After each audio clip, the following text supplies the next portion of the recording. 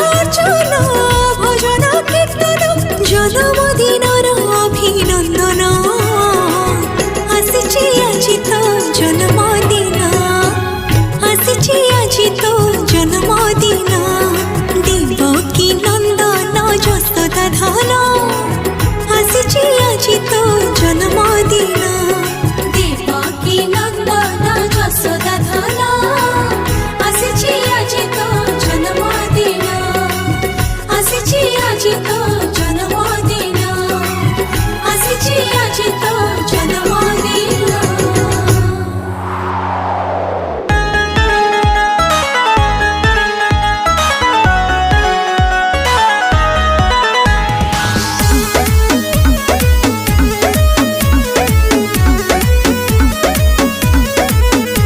रंगीन दीवारें रंगवा दी घर घर फुलझड़ियां लगवा दी ऐ शाम तेरे खातिर हमने मक्खन की मुटकियां टंगवा दी।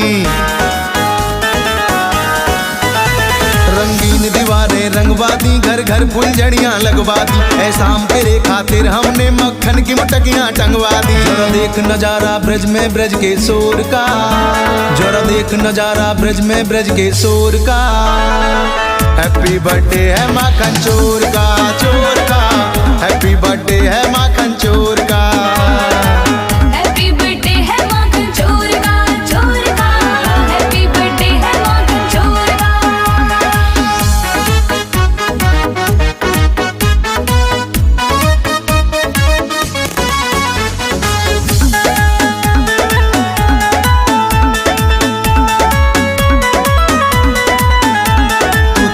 आजा सब ताले जल्दी से आजा अब ग्वाले मटकी में मक्खन है ताजा तू फोड़ के खा जा मत वाले। तू तोड़ के आजा सब ताले जल्दी से आजा अब ग्वाले मटकी में मक्खन है ताजा तू फोड़ के खा जा मत वाले। इंतजार ना होगा हमसे भोर का इंतजार ना होगा हमसे भोर का हैप्पी बर्थडे है माखन चोर का हैप्पी बर्थडे है माखन चोर का हैप्पी बर्थडे है माखन चोर का हैप्पी बर्थडे है माखन चोर का।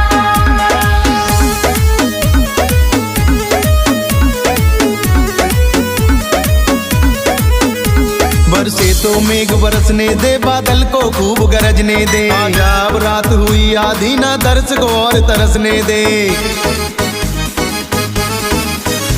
बरसे तो मेघ बरसने दे बादल को खूब गरजने दे आजा अब रात हुई आधी ना दर्श को और तरसने दे। तेरे नाम का बोले हम जयकारा जोर का तेरे नाम का बोले हम जयकारा जोर का हैप्पी बर्थडे है माखन चोर का हैप्पी बर्थडे है माखन